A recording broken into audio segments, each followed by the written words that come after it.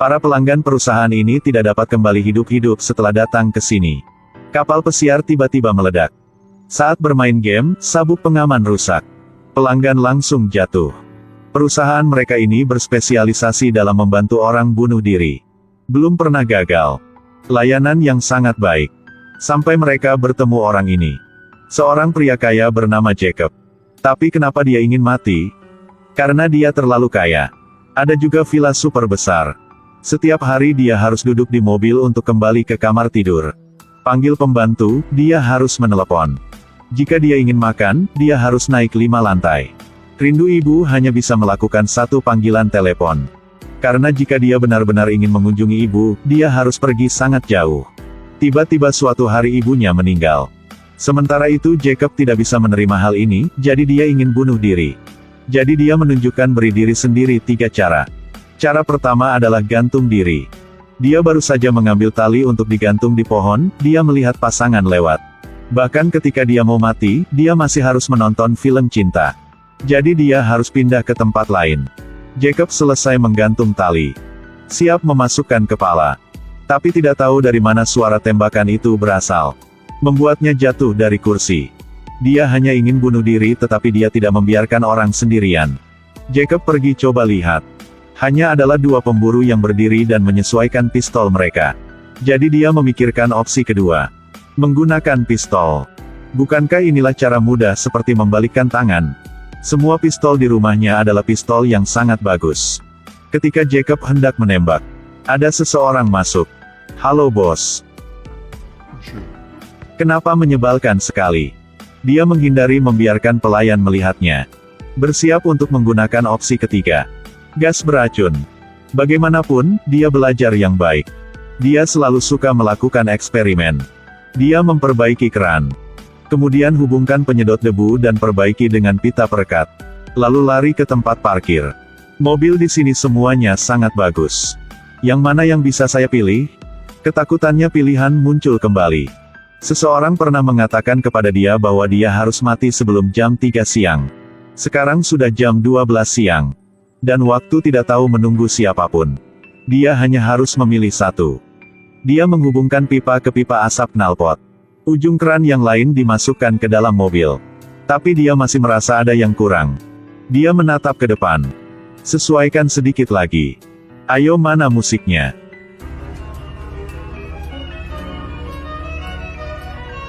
Dia akhirnya bisa mati dengan nyaman. Tapi tiba-tiba saat ini, kepala pelayan berlari datang. Jacob juga tidak berdaya. Sepertinya ingin bunuh diri di rumah ada sedikit usaha. Atau keluar. Tetapi jika itu adalah kecelakaan mobil, itu berdarah sekali. Melompat lantai juga gak bisa, karena dia takut ketinggian. Menggunakan pisau takut sakit. Berpikir sepanjang hari, atau melompat ke laut. Tetapi setelah datang ke sini, dia menemukan bahwa dia tidak secepat yang lain. Ada seorang lelaki tua yang baru saja menyapanya dan melompat turun. Jacob langsung menonton untuk belajar dari mengumpulkan pengalaman. Tapi tidak sengaja menemukan kartu nama. Ini dari perusahaan bunuh diri. Dan ini adalah pemilik perusahaan ini, Mark Jones. Dia telah menemukan bahwa rumah Jacob sangat kaya. Begitu dia tiba, dia langsung tersanjung. Jika saya mengatakan ini adalah agen perjalanan. Menyediakan untukmu sebuah perjalanan yang hanya sekali seumur hidup. Ini adalah tempat yang dapat membantu Anda dengan aman pergi kemana yang Anda mau datang. Lalu apakah Anda tertarik? Terlihat cukup profesional. Jacob melihat bahwa pelanggan mereka tidak sedikit. Misalnya, pasangan ini menderita kanker. Mereka memilih untuk meledak. Kedua orang ini biasanya suka bermain-main. Ketika mereka sudah tua, mereka tidak ingin mengganggu anak-anak mereka. Jadi mereka telah memilih untuk meledak ketika berjalan di danau. Pasangan ini menginginkan kematian yang sedikit lebih merangsang.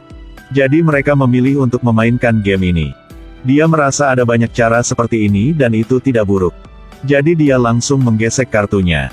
Pilih kematian yang paling mahal. Sebelum menandatangani kontrak, dia bersikeras padanya bahwa setelah kontrak mulai berlaku, itu tidak dapat dibatalkan. Jacob sudah lama ingin mati.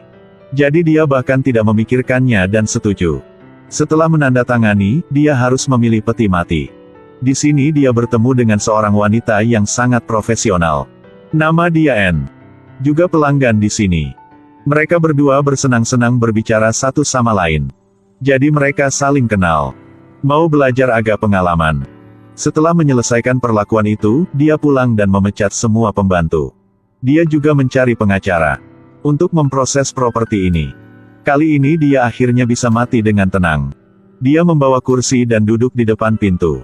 Menunggu untuk melihat apakah ada yang bisa membawanya turun ke Sungai Emas. Apakah ada orang di sana? Datanglah. Saya di sini. Tetapi pada saat ini, telepon berdering dari dalam rumah. Di depannya sebuah mobil dengan berat 30 ton dan kecepatan 100 km per jam melaju ke arahnya. Tidak peduli seberapa banyak pengemudi mengontrol, dia tidak dapat mengontrol mobil lagi. Mobil-mobil lain beruntung bisa menghindarinya. Mobil itu berlari seperti terbang, menyebabkan orang-orang di sekitar lari ketakutan. Tapi keduanya berpegangan tangan dan berdiri di tengah jalan. Apakah mereka ingin masuk surga bersama? Hasilnya sedetik kemudian. Anne dan Jacob membeku. Mungkin mereka menghabiskan uang mereka di tempat yang salah. Keduanya menandatangani kontrak bunuh diri sehari sebelumnya. Mereka benar-benar ingin bunuh diri. Namun Jacob sudah menunggu beberapa hari tetapi tidak ada yang terjadi. Anne juga seperti dia. Jadi mereka berdua pergi ke restoran makan bersama. Di jalan ini, akhirnya mereka juga melihat sebuah mobil sedang mendekat. Berdua mereka sangat senang. Bersiaplah untuk menerima kematian. Tapi hasilnya seperti yang kamu lihat. Bahkan ingin mati, tidak bisa mati. Jacob sangat marah. Segera menelepon perusahaan itu. Kapan saya baru bisa mati? Anda dapat yakin. Perjalanan Anda kami sudah mengaturnya. Akan berangkat cepat ya. Setelah menutup telepon, dia mulai berpikir tentang kehidupan manusia. Berpikir sambil mendengarkan berita di TV. Ada sebuah ledakan telah terjadi. Gedung apartemen Anne sedang tinggal sudah meledak. Tapi di hati Jacob ada sedikit tidak nyaman. Dia tidak tahu apakah dia sebaiknya merasa sedih atau bahagia untuknya sekarang. Jacob ingin menelepon untuk mengkonfirmasi lagi. Tetapi menelepon selama setengah hari dan tidak ada yang menjawab. Tidak ada yang menjawab telepon, yang berarti dia sudah mati. Tapi dia masih sangat khawatir. Jadi dia cepat-cepat pergi ke tempat kejadian. Hal yang tak bisa percaya dia belum mati. Dia akhirnya bisa yakin. Tapi dia menatap mobil Jacob. Jadi dia suka mobil ini. Katanya mobil ini belum apa-apa. Saya hanya memilih satu untuk datang ke sini. Saya punya 10 lagi di rumah. Atau datang ke rumah saya untuk melihat. Tapi berdua baru pulang. Kemudian mereka menemukan seseorang sedang di sini. Dia adalah kepala pelayan tua. Dia hanya datang ke sini untuk memangkas pohon dan merawat taman mawar. Setelah melihatnya, Jacob sangat emosional. Karena setelah ayahnya meninggal, dia yang selalu adalah orang menjaga Jacob. Jacob ingin berbicara dengannya sebentar. Apakah Anda ingat pertama kali Anda bertemu dengannya? Aku sedang berbicara tentang istrimu. Tentu saja saya ingat. Pada saat itu, Anda merasa bahwa dia sangat istimewa, bukan? Tentu saja. Apakah Anda menyadarinya saat itu? Dia juga tidak adalah seorang bodoh. Setelah mendengarkannya, dia menyadari bahwa Jacob sudah menyukai Anne. Jadi dia menyarankan Jacob untuk memberitahu Anne.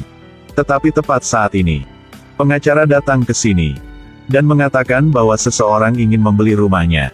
Kontrak ini membutuhkan waktu 2 hari untuk berlaku. Selama waktu itu, pihak itu ingin datang melihat rumah. Anda dapat berubah pikiran kapanpun saja. Jika hidupnya hanya tersisa 48 jam. Bagaimana Anda akan hidup? Ayo lihat orang pria ini. Pertama-tama pergi ke pantai menari dengan Anne. Lalu pergi dan pilih peti mati yang indah untuk dirinya sendiri. Kemudian saya ingin mencari sedikit stimulasi itulah berpartisipasi dalam CS. Tapi insiden tak terduga terjadi. Bukankah dia punya banyak uang? Jadi saya menandatangani kontrak dengan perusahaan yang dapat membantu dia bunuh diri. Perusahaan ini melihat bahwa dia suka bermain CS sehingga mereka mengaturnya seperti ini. Mereka mengirim 2 pembunuh dengan senjata asli. Dan saat bermain dengan mereka akan bunuh dia. Tapi tak terduga pembunuh berbaring di sini. Jacob juga tidak mengerti apa yang sedang terjadi. Dia pikir ini hanya lelucon perusahaan. Ketika dia melihat si pembunuh, dia menembakkan pistol. Tapi tidak terduga itu menjadi senjata sungguhan. Dia ketakutan setengah mati, jadi dia membuang pistolnya dan melarikan diri. Di tengah jalan, dia menyusul Anne. Setelah masuk ke mobil, dia menemukan bahwa itu diatur oleh perusahaan. Perusahaan mengira dia menyesalinya dan tidak ingin bunuh diri lagi. Sekarang dia harus mengirim orang untuk mengejar mereka. Karena kontrak telah ditandatangani, dia tidak dapat menyesali. Para pembunuh mulai menembak dengan liar. Tapi sekarang Jacob benar-benar tidak ingin mati lagi. Karena dia telah bertemu dengan wanita yang dia cintai. Di saat-saat bahaya Anne menyetir sendiri. Mereka sudah memotong ekornya para pembunuh. Pada saat yang paling penting, Anne dengan cepat memundurkan mobil ke sudut yang tersembunyi. Para pembunuh tidak ada persiapan sebelumnya melanjutkan maju ke depan. Anne mengambil kesempatan itu. Mereka berdua berhasil lolos. Tapi sekarang demi keamanan mereka tidak bisa pulang rumah. Jadi Jacob hanya harus menyewa satu kamar hotel. Setelah dia melangkah masuk, dia melepas pakaiannya. Juga bisa mendengar suara Anne. Ya Tuhan, ada darah di kaki Yakub. Anne merasa tidak terjamin jadi dia berlari untuk membeli obat. Sementara sedang menunggu lift, dia dibawa pergi oleh seorang pria. Dan ini adalah bos dari perusahaan bunuh diri. Merv Jones. Hanya bisa lihat Anne mendekat.